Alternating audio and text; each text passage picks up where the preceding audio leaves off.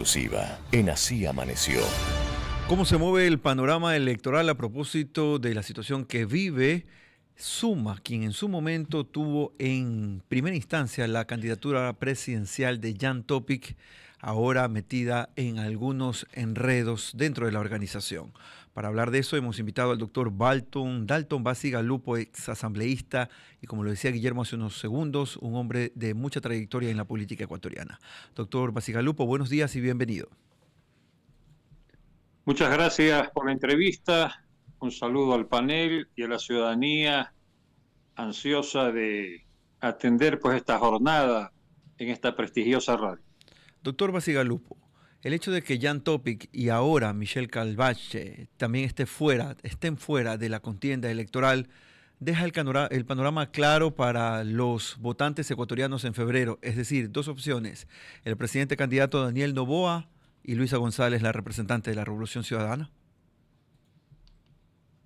Ya le digo, lo que ha sucedido con Suma es el reflejo de la crisis de los partidos políticos en el Ecuador. Jan Topic nunca fue afiliado a Suma.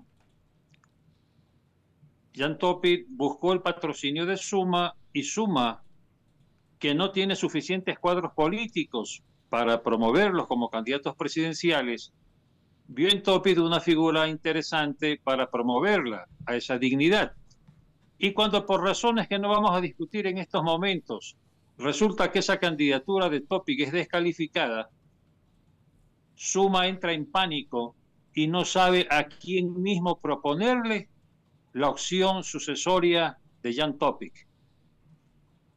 Cometen un gravísimo error, y digo porque los hechos lo están constatando y las circunstancias así lo precisan, de que definen como sucesor de Topic a un candidato vinculado al gobierno de Correa, vinculado muy directamente a ciertas actividades cuestionadas durante la gestión de Correa, y a las pocas horas de esa nominación se tiran para atrás diciendo que ya no es ese el candidato oficial de Suma para reemplazar a Topic. ¿Se refiere usted a Antonio García? Ya le digo, y comienzan a buscar el suplente del suplente.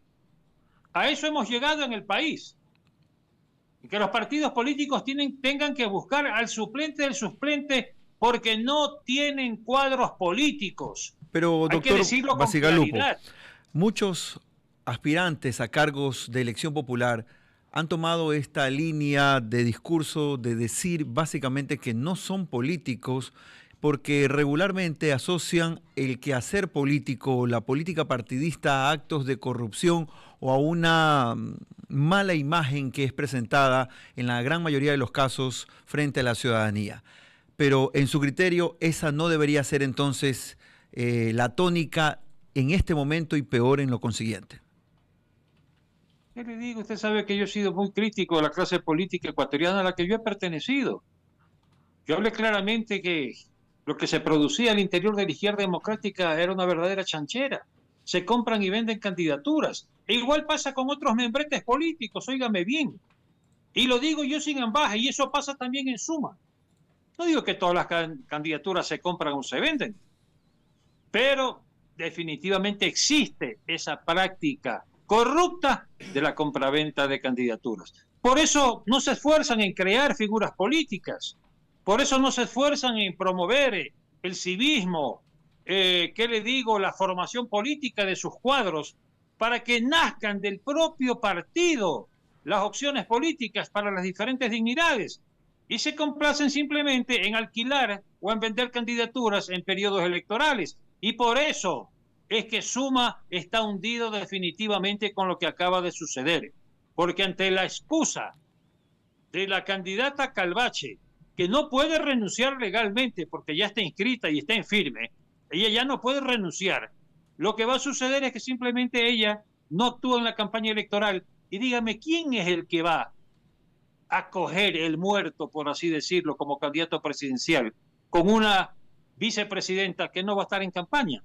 Suma definitivamente está liquidada políticamente en las próximas elecciones. El doctor Dalton Bacigalupo, ex asambleísta, un político de larga data, está ahora con nosotros analizando el momento coyuntural de la política electoral del Ecuador. Doctor Bacigalupo, quiero insistir en mi primera consulta. A su criterio, no hay tercera vía para estas elecciones que se darán en menos de 3 meses y tendremos que decidir los ecuatorianos entre las dos grandes tendencias, el oficialismo representado por Daniel Noboa y la Revolución Ciudadana representada por Luisa González.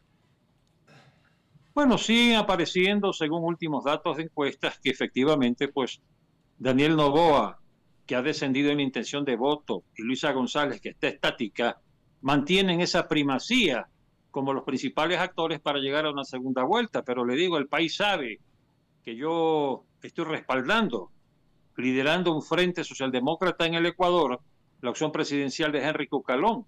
Y si bien todavía no crece lo suficiente como para entrar a disputar la segunda vuelta, esperamos que de aquí pues hasta el final de la campaña Cucalón pueda emerger como una figura, como esa tercera vía que está reclamando el país, ¿no? Sinjan Topit, que era una figura expectante también, fuera ya del escenario electoral, definitivamente va a crecer indiscutiblemente la opción de Cucalón. Son exactamente, ya le digo la hora, son exactamente las 8 de la mañana con 18 minutos. Doctor Bacigalupo, una consulta, en su opinión, para que no pase lo que está pasando, como usted decía, ¿qué debe cambiar en la ley de partidos políticos? Vea, hay asuntos que tienen que ver con la normativa legal, pero lo fundamental, le digo, es la pérdida de valores en el país. Hay mucha gente que ve en la política un medio de lucro. Usted sabe que la corrupción campea en el Ecuador. La clase política es un reflejo de lo social. Hay una pérdida de valores en la sociedad ecuatoriana. Y hay que enfrentar eso, pues no, en el tiempo, porque no es una cosa que vamos nosotros a recomponer a corto y mediano plazo. Esa pérdida de valores lleva a que la representación social en la clase política conlleve pues esta falencia, ¿no? de esta falta de ética y de moral pública. La gente que llega a la política llega definitivamente a ver cómo lucra, sea en cargos seccionales, sea a través de cargos de designación, etcétera. Ese es el drama del Ecuador. La corrupción se ha tomado la institucionalidad del país y parte de esa institucionalidad son los partidos políticos. Por supuesto que hay gente decente que queda en los partidos políticos. En la misma izquierda democrática que yo he calificado como chanchera, yo tenía muchos amigos decentes definitivamente, pero que no podían revertir una inercia, ¿no? Que practicaba pues una mayoría corrompida y que impedía que esta gente decente acceda a los puestos de dirección del partido. Por lo que veo, usted Entonces, tampoco está doctor, usted tampoco está de acuerdo. Yo vi que en izquierda democrática incluso se negaba la posibilidad de un relevo generacional que yo venía impulsando. Bueno, dije, bueno, hasta aquí nomás, ¿no? Entonces le digo, la cosa va por lo de fondo. Usted puede tener la mejor constitución. Si quien la aplique es un presidente corrupto, usted tendrá, pues no, que hay violaciones constitucionales. Si usted reforma una normativa en la ley de partidos, ¿no? Usted verá que de alguna manera se corrompe. Vea usted las primarias, ¿no? Las primarias son una farsa en el país. No porque la ley lo permita, sino porque la práctica corrupta en los partidos hacen que estas primarias no sean realmente una competencia democrática para escoger las opciones candidaturales de las organizaciones políticas. Entonces, la falta de ética y de moral pública corrompen las disposiciones legales. Y si bien, repito, hay que hacer normativas que cada día vayan ajustando ¿qué le digo?, la política a normas desde las cuales no se puedan salir, definitivamente en la práctica pueden llegar a ser corrompidas como en la actualidad. Le doy el ejemplo de las primarias. Las primarias fue, ya le digo, una aspiración de democracia interna de los partidos y simplemente se convirtió en un sainete. Doctor, entonces también para aclarar, usted no está de acuerdo con la candidatura de Carlos Rabascal. Ya le digo, más allá de las consideraciones personales que guardo para Carlos Rabascal, yo creo simplemente que esa candidatura pues terminó creando un ambiente de conflictividad interna, porque ya el partido tenía 4 precandidatos de sus propias filas. Y yo venía impulsando una candidatura de un joven, ¿no?, que actualmente es parlamentario andino como Paul de San Blanc, como opción presidencial de la ID, propiciando el relevo generacional. Pero ya le digo, no se quiere actuar en función de eso, sino en función de argolla de intereses. Y usted ve que el actual candidato que preside las listas nacionales para la Asamblea Nacional por parte de Izquierda Democrática es un cuasi octogenario. A eso hemos llegado en el partido.